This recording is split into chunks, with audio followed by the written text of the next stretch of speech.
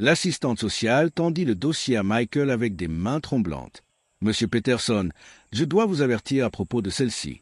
Elle ne parle pas, elle ne sourit pas. Cette famille l'ont renvoyée. » À l'intérieur se trouvait une photographie d'une fillette de 9 ans avec des yeux qui avaient trop vu. Son nom était écrit en lettres soignées. Sarah Matthews. Mais c'était le bracelet d'hôpital qu'elle portait jour et nuit qui détenait un secret que personne n'avait pris la peine d'enquêter.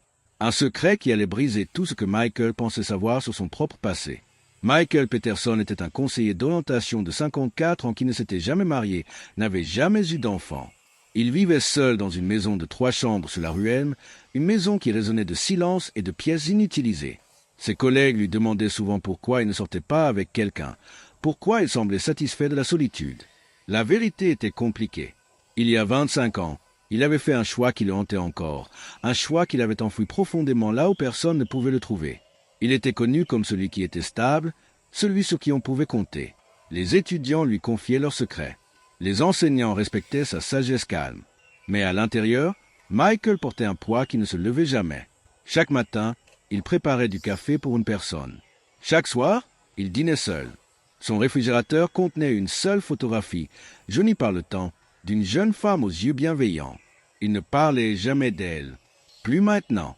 Quand l'agence de placement familial appela, Michael avait hésité. Il était trop vieux, leur dit-il, trop ancré dans ses habitudes. Mais la directrice, Madame Chen, avait insisté. « Nous avons besoin de placements d'urgence. Michael, de bons foyers. Vous avez de l'espace. Vous avez un cœur. S'il vous plaît, considérez-le simplement. » Il avait accepté un enfant. Juste pour un petit moment. C'est alors que le dossier de Sarah atterrit sur son bureau. Le jour de son arrivée, les feuilles d'automne se dispersaient dans son allée comme des promesses oubliées. Sarah sortit de la voiture de l'assistante sociale avec un petit sac à dos et rien d'autre. Elle était minuscule pour 9 ans, avait des cheveux noirs emmêlés et des yeux qui regardaient partout sauf vers lui.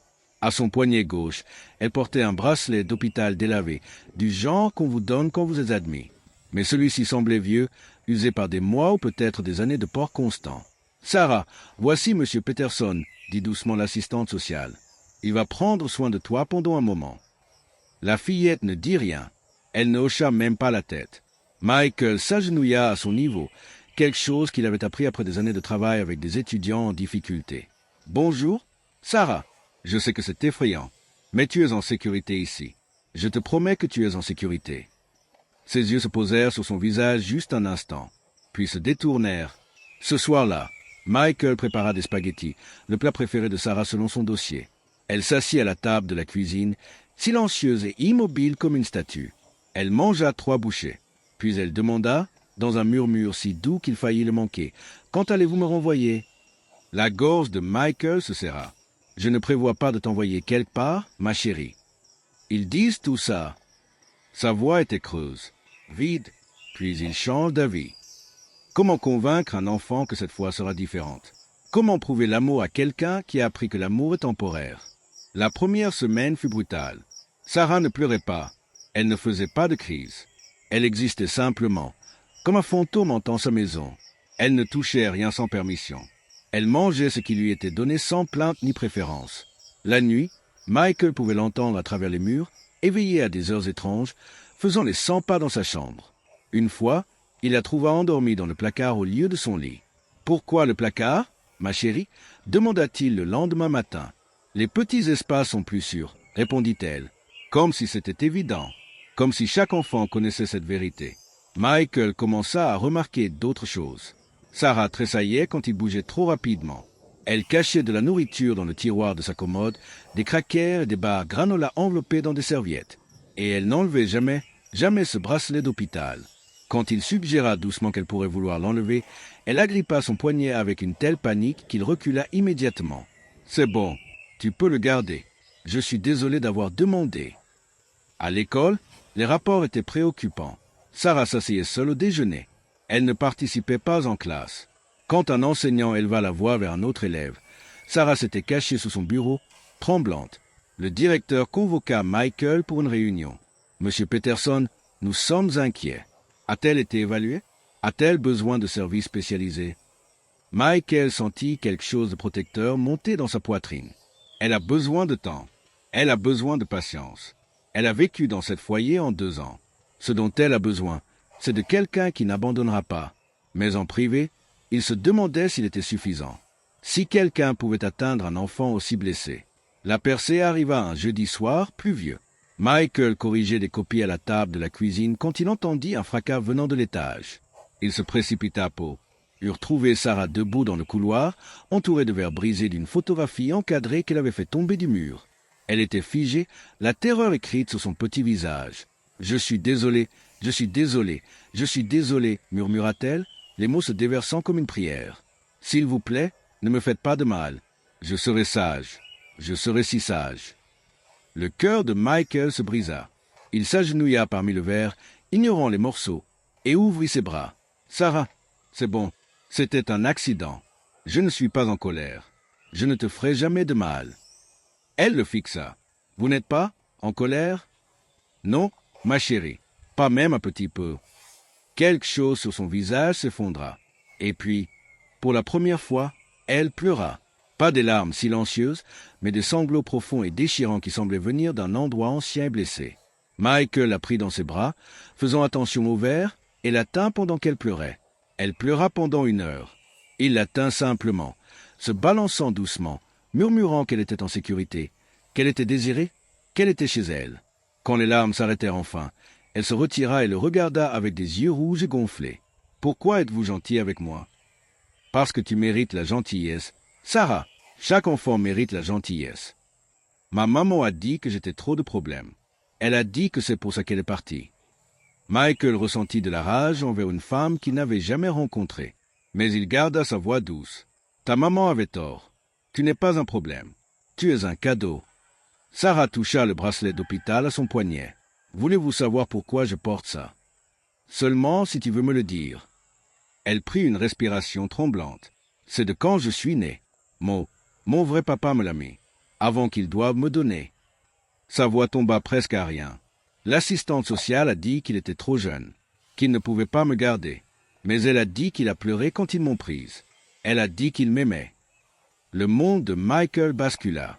Il se sentit soudainement froid. « Sarah, quel était le nom de ton père ?» Elle détacha soyeusement le bracelet et le lui tendit. C'est écrit à l'intérieur. « Regarde. » Avec des doigts tremblants, Michael retourna le bracelet. Là, à l'encre délavée, était un nom qu'il n'avait pas vu écrit depuis 25 ans. Son propre nom, Michael Peterson. Et une date, le 14 septembre, la date de naissance de sa fille. La fille qu'il avait donnée en adoption parce qu'il avait 19 ans, terrifié et seul après que sa mère soit morte en couche. La pièce tournait. Michael ne pouvait pas respirer. Il regarda Sarah, vraiment la regarda, et le vit maintenant. La forme de ses yeux, la courbe de son menton, des traits qu'il voyait dans le miroir chaque matin, des traits qui appartenaient à la jeune femme dans la photographie de son réfrigérateur. La grand-mère de Sarah, la femme qu'il avait aimée et perdue. Sarah. Sa voix se brisa. Sarah, je suis Michael Peterson. Elle pencha la tête, confuse. Je sais, vous m'avez dit votre nom. Non, ma chérie, je suis le Michael Peterson. De ton bracelet. Les yeux de la fillette s'écarquillèrent. Sa bouche s'ouvrit. Aucun son ne sortit. Tu es ma fille, murmura Michael, les larmes coulant sur son visage. Oh mon Dieu, tu es ma fille. Je te cherche depuis 25 ans. Mais l'adoption était fermée. Il ne voulait rien me dire. Je ne connaissais pas ton nom. Je ne savais pas où tu étais. J'ai cherché. Ils se fixèrent l'un l'autre à travers un fossé impossible soudainement comblé. 25 ans de séparation. 25 ans d'interrogation. Et elle était là. Elle avait toujours été là. Brisée et blessée et placée, par quelque main divine, de retour dans ses bras. Sarah se lança vers lui. Il la rattrapa, la tint, et ils pleurèrent tous les deux. Pas des larmes tristes maintenant, des larmes de reconnaissance, de retour à la maison, d'un cercle enfin, impossiblement, complet. Tu ne m'as pas oublié, sanglota-t-elle contre son épaule. Tu n'as pas arrêté de chercher? Jamais, promis, pas un seul jour. Je t'ai nommé avant qu'ils ne te prennent. Le savais-tu? Je t'ai nommé Sarah. Ça veut dire princesse, parce que c'est ce que tu étais. C'est ce que tu es? C'est mon nom, murmura-t-elle avec émerveillement. Ils ont gardé mon nom. Ils ont gardé mon cadeau pour toi. Michael se retira pour regarder son visage, le visage de sa fille. « Et tu as gardé le mien. Tu as gardé ce bracelet. Tu m'as gardé proche même quand tu ne le savais pas. » Les jours suivants furent un tourbillon d'appels téléphoniques, d'avocats et de vérifications. Des tests ADN qui confirmaient ce que le cœur de Michael savait déjà. Le système de placement familial bougea rapidement quand ils comprirent le miracle qui s'était produit. Michael commença le processus d'adoption formelle, de récupération légale de la fille qu'il n'avait jamais voulu perdre. Sarah s'épanouit comme une fleur enfin arrosée. Elle souriait, elle riait, elle commença à parler, vraiment parler, partageant les histoires de son parcours douloureux dans les familles d'accueil. Et Michael écoutait chaque mot, chérissant cet enfant, qu'il avait reçu une seconde chance d'aimer. Un soir, alors qu'ils étaient assis ensemble sur le porche regardant le coucher du soleil, Sarah s'appuya contre son épaule. « Papa ?» Le mot était encore nouveau, encore précieux. « Oui, princesse, pourquoi m'as-tu donné ?» À l'époque, Michael savait que cette question viendrait. « J'avais 19 ans. Ta mère est morte quand tu es né. J'étais seul et effrayé et je pensais que tu méritais mieux que ce que je pouvais te donner. Je pensais qu'une vraie famille, avec une maman et un papa, pouvait te donner une meilleure vie. Mais tu étais ma vraie famille. Je le sais maintenant. J'ai fait une erreur, Sarah, la plus grande erreur de ma vie. Mais d'une manière ou d'une autre, Dieu t'a ramené vers moi. » Elle resta silencieuse un moment. « Je ne pense pas que c'était une erreur. »« Que veux-tu dire ? Si tu m'avais gardé, tu ne serais pas devenu conseiller. Tu n'aurais pas aidé tous ces enfants. Et peut-être... » Elle fit une pause, réfléchissant. « Peut-être que je devais traverser des choses difficiles pour pouvoir comprendre d'autres enfants qui traversent des choses difficiles. Peut-être que quand je serai grande, je pourrai les aider aussi. » Michael s'émerveilla de la sagesse de cet enfant de 9 ans. Son enfant. « Tu aides déjà les gens, ma chérie. Tu m'aides. »« Comment ?»« Tu m'apprends qu'il n'est jamais trop tard, que l'amour trouve toujours un chemin, que les choses brisées peuvent être rendues entières. » Sarah leva son bracelet d'hôpital, maintenant dans un cadre au mur à côté de la photographie de sa grand-mère. « Nous nous sommes gardés en sécurité l'un l'autre, dit-elle simplement, même quand nous étions séparés. Cher ami, il n'y a pas de coïncidence dans cet univers.